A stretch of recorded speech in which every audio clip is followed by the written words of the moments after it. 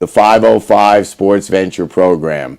We're coming to you live from the studios of ProView Network, that is, high above Central Avenue in beautiful downtown Albuquerque. I've got my producer, Adrian, behind the glass, making sure everything goes correctly. And thanks again to President of ProView, Steve Davis, who's up the stairs in the big chair, for giving us this opportunity to come to you to talk about UNM athletics, the importance of our collective 505 SVF in the NIL world. Well, we have a special guest, and of course, we're going to talk Lobo baskets, but that's coming after the first break. I'm going to ask you now to work with us. If you follow college sports, you know on Monday, while the Lobos were still celebrating, the transfer portal opened, and it is filling up rapidly. So far, we haven't seen any Lobos enter that portal. Well, we're still playing, and it's not going to happen at all. If it does happen, it won't happen until we're done. We've seen our women's team basically be cut in half by the transfer portal. So we have to do some work here. We need your support. All you have to do is go to our website, 505sports.org. It'll tell you how to help us. We need participation of all Lobo fans. We all know we have 3 significantly young players who play huge roles. And I'll name them for you: Donnie Dent, JT Toppin, and True Washington. So, guys, we don't want the portal to happen for our men's basketball team. Give us a hand. 505sports.org. Let's keep this thing going. We'll be back. Stay with us. We'll be back with our guests right after these few words from our sponsor.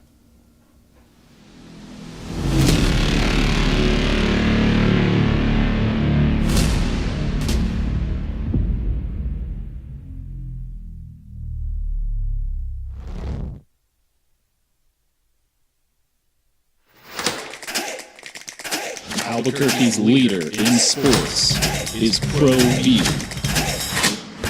From pros to prep, all your favorite action.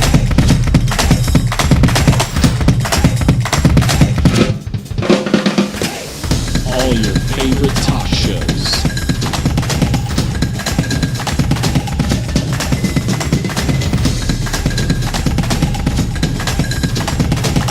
Find it on ProView Networks. What's going on, Lobo Nation? Ja'Cory Cross-Camara here. And I'm Devin Dampier. The Lobo football team is going through some changes, but we're here to stay. We'll put in the work on the field and in the weight room, but we'll need your help off the field. 505 Sports Venture is leading the charge in the NIL space. And you can be part of it. Shorty, she better than all my attention. I can show that you got my attention. See your baby like you to the minutes. Touchdown and tell you we're busy.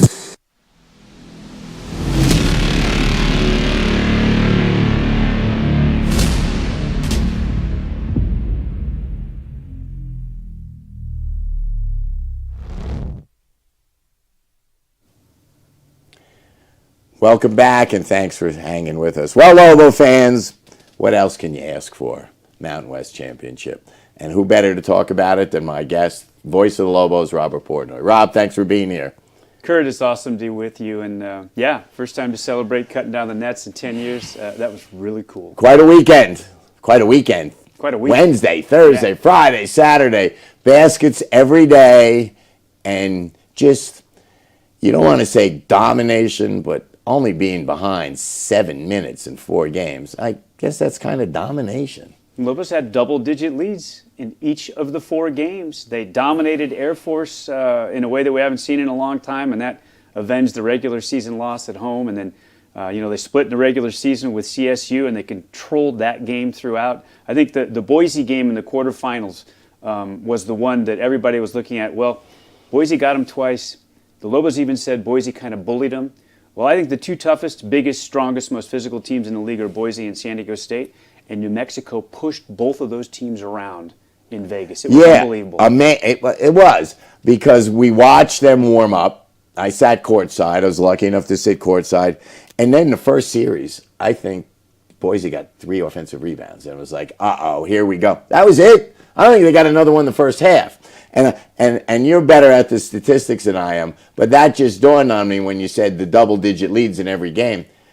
Did the Lobo, other than the 4 points in San Diego, was that the biggest amount that the Lobos trailed? Did they ever trail more than 4? That's a great question. I don't remember that for sure, but it was an amazing run for New Mexico to be in control of all of those games for the most part the entire time they were in Vegas. You know, unprecedented. No team had ever done that. And then once the 2 teams that made the semis got there, we knew that a team from the first day was going to make the finals for the first time ever in the history of the tournament. It was either going to be CSU or New Mexico, and the Lobos were the team to get it done. And they closed the deal on Saturday. Just crazy fun. Crazy, great time, Lobo fans. And we all feel it. You can feel the energy in this town right now on the street. People are excited. I wear Lobo gear. They're all, go Lobos. You know, people are coming up to me. I saw you on TV. We were fortunate enough to be interviewed by KOAT on Friday, and we've got a lot of internet play. So it's been a great, super exciting time. Major impression from individual players. What do you think? Oh my gosh, there's so many of them. The thing that stands out number one for me, Kurt, is just how exciting it was the final day with Donovan Dent having the flu and only able to play about 14 minutes. Somehow managed to contribute while he was out there, even without scoring. I think he had 4 assists in the game. But he picked up the Lobos so many times early in the year when Mash missed significant time, when House missed significant time. And then without the guy who, when he's on the floor, has the ball in his hands most of the time, without him really playing significant minutes in the final, it was the 2 guards that have been here since the beginning with Coach Pitino for 3 years, House and Mashburn, that played the games of their lives in that moment, under those lights on that stage, with the trophy waiting and the NCAA tournament berth waiting. They did what we've seen them do so many times over the course of their Lobo careers. They took over the game. Well, that's the sweetest part, that those 2 guys who were the foundation, who had to put up with, a brand new team and no returning players that first year. And also for me, we've talked about it throughout the year, Mash played hurt, which he never had played in his career. He missed significant time. He exhibited rust. And there was a lot of talk in this town that this team's better when Mash doesn't play. And we were both incredulous. The guy led the league in scoring, and we said it over and over and over again. And we still might have not seen it completely, but we knew that sooner or later there was going to be a game where you needed that guy, that one dude who's not afraid to take the shot down the stretch. We got a preview in Nevada, just ice in his veins. The man came out and just lit it up the first half. He threw the hammer down. He came up with a big steal. He played great defense. So, and then House is House. That's a whole crazy thing. But I was so proud to see Mash just do what he did, and I expect it's going to carry over. So we don't want to talk about the carryover just yet. Lastly, before we head to a break, JT Toppin. So the Lobos played San Diego State 3 times. 2 of those 3 games, JT Toppin had a double-double against the biggest, most physical, toughest team in the conference, the team that hangs its hat on beating you up, on winning the glass, both ends of the court, and running 6'8", 6'9", athletic guys at you, 8, 9 deep.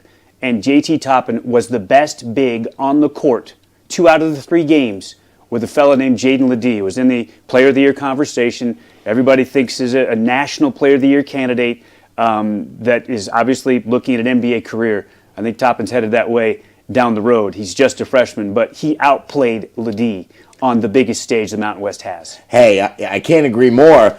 I actually think Ledie's a great player, and he's got an NBA body and whatnot. I actually think San Diego is way too reliant on him, and I think it just stops their offense. He's not that great an offensive player. I don't care. He draws fouls at college level. He doesn't shoot it well enough. He forced some shots, but what blew me away was down the stretch. And granted, Ledie has a lot to carry on his back. JT Toppin had his way on the offensive boards. There was no big guy stopping him. Play after play. Great pass from True. Rebounds. Just spectacular. So, there you go. All right. So, we're going to take another break. We've got 2 segments left. We've got some stuff to talk about. Big game on Friday. Stay with us. We'll be right back.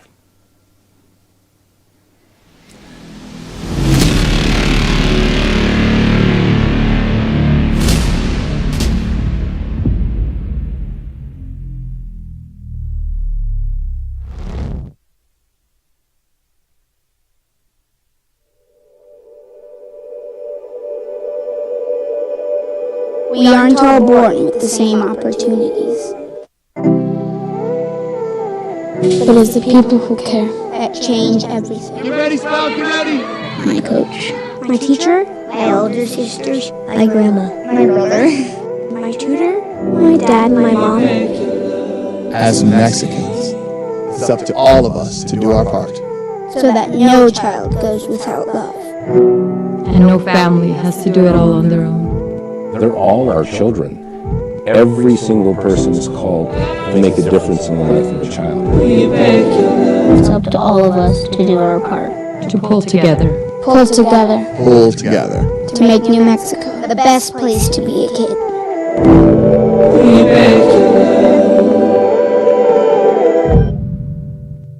If you're drunk, blasted, intoxicated, plastered,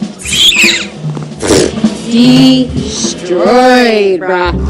You're like this, you shouldn't be driving. Albuquerque's leader in sports is ProView. From pros to prep. All your favorite action.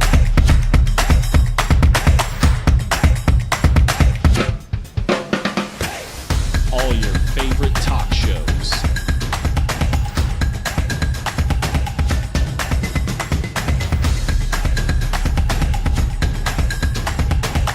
Find it on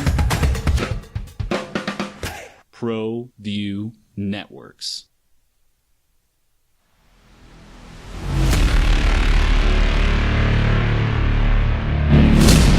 Yeah, Friday night. But we don't have tickets for that.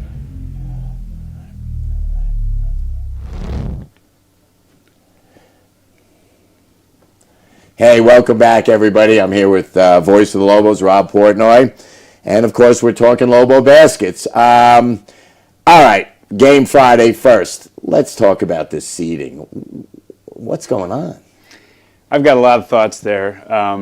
Certainly, the Mountain West teams were underseeded. There's no doubt about that. And I think, you know, out of the first 4, and Colorado State's demolition of Virginia is the first evidence of that.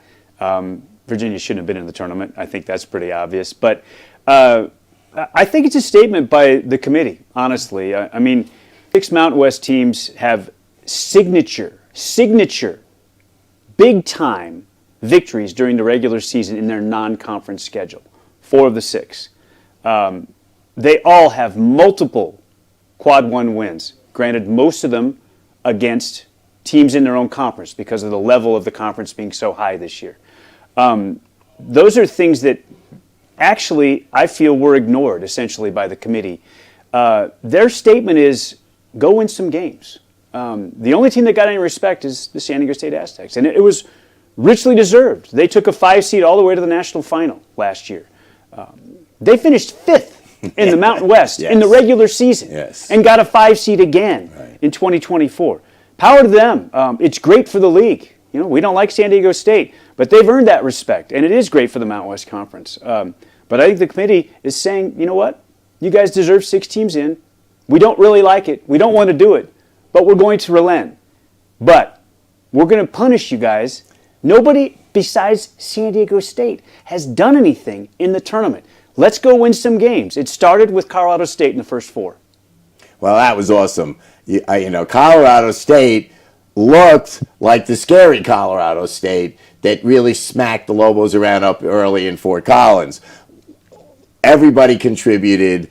And Stevens didn't have an explosive game. He had a great game, even though the CBS guy said he underwhelmed. I thought he overwhelmed with his kind of cautious leadership. He didn't need to move the ball to score. He just needed to get it going around the perimeter. And Virginia, we saw they can't score at all, but they couldn't really defend. Clifford was unbelievable. Everybody played their role, and they were clearly a superior team at every position. So you got to wonder, what these committee guys are looking at. Okay, the ACC is the ACC. North Carolina, Duke, or North Carolina, Duke. I don't think Duke's that good. I wouldn't be surprised they get popped early. But it's just mind-boggling. So we want to see, we've got Clemson, ACC. They finished behind Virginia. Obviously not a balanced schedule. There's all sorts of factors, but the conference has the signature non-conference wins I talked about against teams like Creighton, a top 10 team during the regular season, TCU, a tournament team, Colorado, a tournament team, St. Mary's, its conference champion, and a nationally ranked team for much of the year. Do those not matter? It's weird how things like that, and then you look at the net and the metrics for the Mountain West teams in the net and in KenPom are spectacular, and yet they were underseeded. I think Coach Pitino said it best, though. That's going to be the narrative. The Mountain West was underseeded across the board, except for San Diego State. But we need to be really proud. The league needs to be really proud of getting a record 6 teams into the NCAA tournament. Even back in the BYU-Utah days, never did the Mountain West get 6 teams into the NCAA tournament. This is the first time. The previous record was 5. It's so impressive. Yeah, side note, the public Richard Pitino, not the behind the scenes on the court, not the East Coast Rich Pitino. The public Richard Pitino could be a diplomat. Yeah, absolutely. He's not going to rip anybody, and he's got that style down to a T. We've seen a different Richard Pitino, but we won't go into that now. All right, so we saw Colorado State. We've got Boise playing Colorado tonight. Going to be a great solid team. We really, I hope, especially after his comments after the New Mexico beat Boise, I'm hoping for a big Max Rice game. He was so cool. He literally said Lobos have the highest top in the league. The highest upside. Yeah, no question. Let me give you a quote from Coach Brownell from Clemson in his press conference after Clemson earned its seeding. He said something about his league. He said, "Thank goodness we're able to squeeze that 5th team in." He said, their perspective is so skewed. It's the ACC. He said, we need to be getting 7 and 8, sometimes even more teams into the NCAAs, like some of these other conferences. And they feel like they're down. It's still the Atlantic Coast Conference. It is still a basketball powerhouse, and Clemson's phenomenal. Yeah, all right. So Clemson, what do you know about Clemson? They have a fantastic center in P.J. Hall, and they have an incredible guard in Joseph Girard. Ian Shefflin is a fabulous power forward. Chase Hunter, another guard, terrific scorer. They're a really good basketball team. Like most teams the Lobos have played this year, they're going to play a much slower pace than New Mexico is. UNM's going to need to play against a defense that's not set. I think that's really important. Yeah, it's kind of amazing. I looked at their schedule. I haven't got into depth the way you did. I'll do that today on the plane. But they've had some kind of good wins and some horrible losses. Like, they don't show up, apparently. So I guess what we're going to see is it's sort of like we wondered about the Lobos. Which guards are going to show up? Which Clemson team shows up? There's a good Clemson team. There's a real bad Clemson team.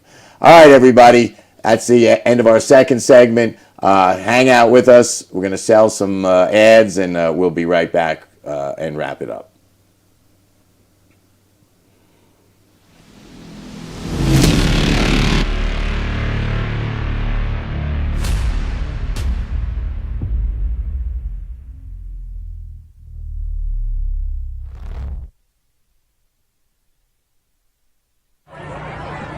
Hey, look! It's Dwight Goodman! Boom! This place is hot. Let's see if anyone needs my help. How about I drive you madman home, huh? I got this, Dwight. I'm the designated driver. Boom. Sweet.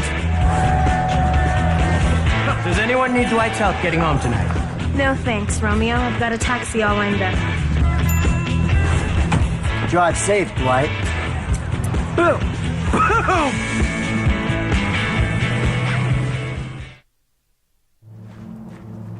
Young driver, this one. Hard to get her out. She'd been drinking. This one. Both of them, gone. They'd been drinking, and he drove clear off the road. This was my family. Drunk driver hit us. And my wife, and our daughter, they didn't make it. What's going on, Lobo Nation? Ja'Cory Krosky-Miller here. And I'm Devin Dampier. The Lobo football team's going through some changes, but we're here to stay. We'll put in the work on the field and in the weight room, but we'll need your help off the field. 505 Sports Venture is leading the charge in the NIL space. And you can be part of it. Shorty, she better than all my intentions. Locked in, shorty, you got my attention. CEO, baby, I get you the business. Touchdown and pay you a visit.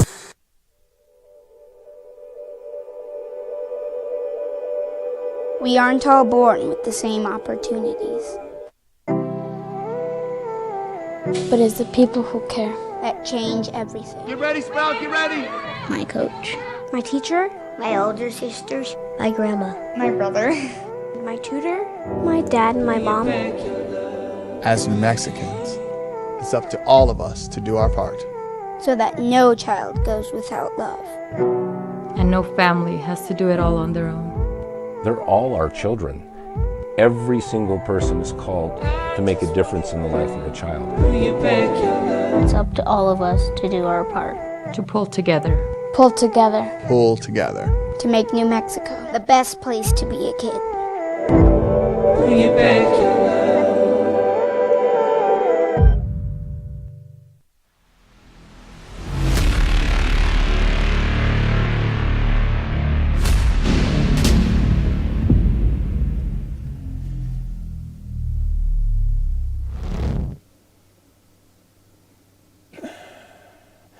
Hey everybody, welcome back to our third and final segment of the 505 Sports Venture program. Here with the voice of the Lobos, Rob Portnoy.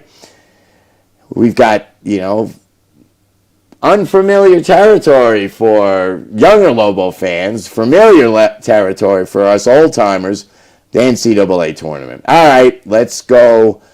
Before we talk about what the Lobos do, anything else you want to throw in about Clemson? Well, if you look at their schedule, and we talked about it a little bit in the last segment, but they have some incredible wins. They won in Chapel Hill. They lost to Duke by a point in Durham. They're really, really good. They beat TCU during the regular season. They won in Tuscaloosa over Alabama. I mean, these are all tournament teams. But then head scratchers, like you talked about.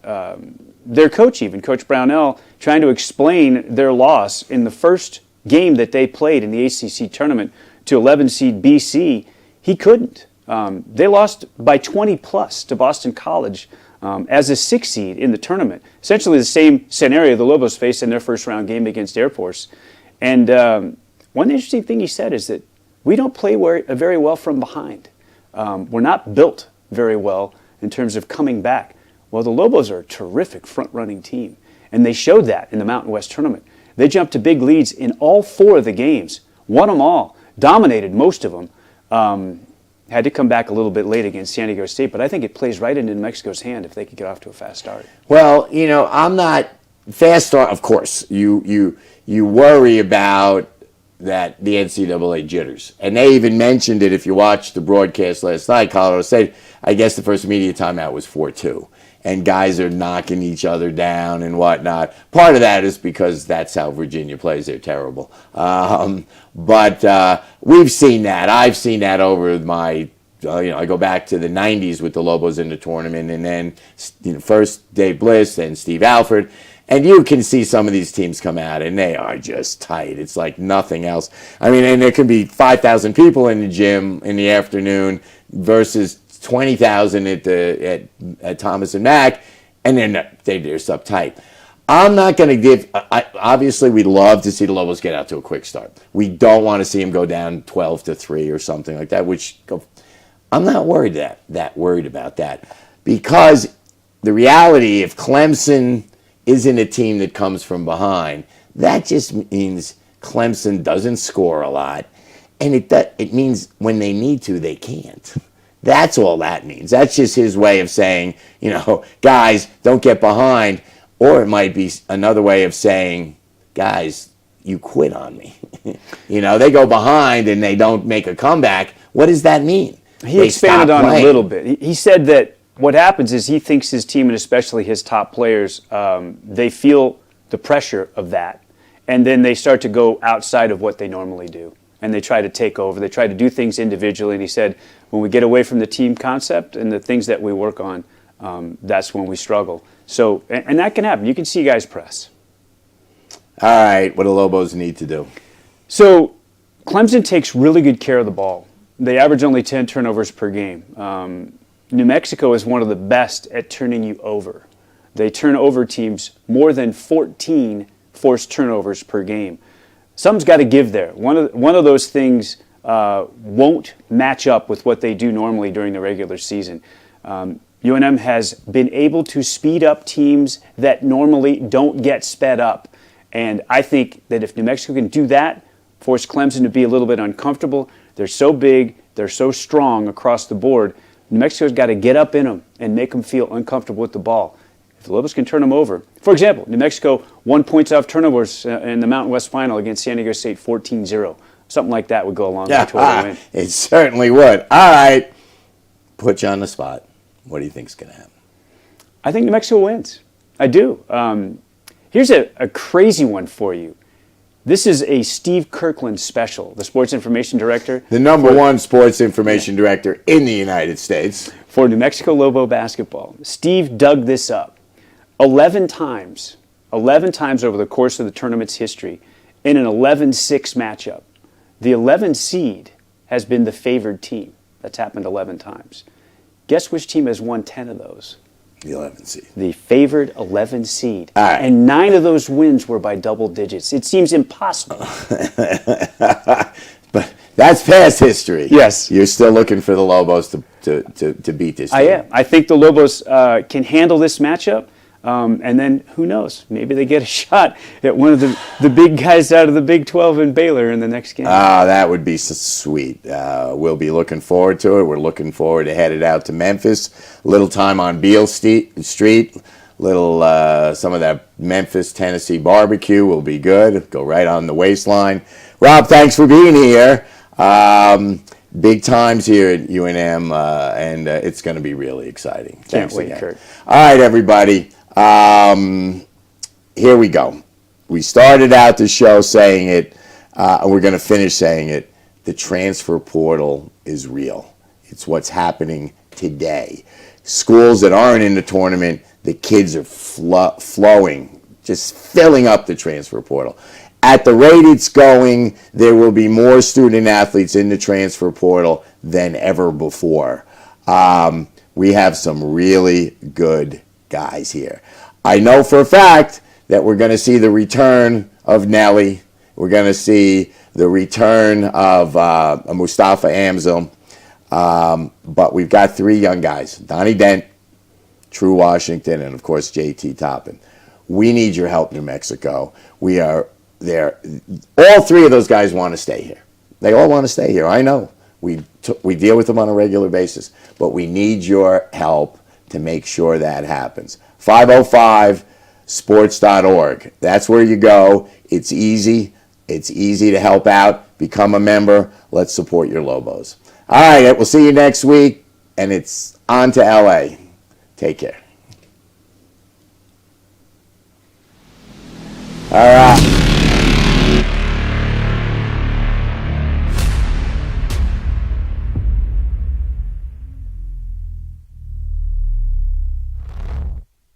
What's going on, Lobo Nation? Ja'Cory Krosky-Miller here. And I'm Devin Dampier. The Lobo football team's going through some changes, but we're here to stay. We'll put in the work on the field and in the weight room, but we'll need your help off the field. 505 Sports Venture is leading the charge in the NIL space. And you can be part of it. Shorty, she better than all my intentions. Like me, shorty, you got my attention. See your baby, I get you the business. Touchdown and pay you a visit.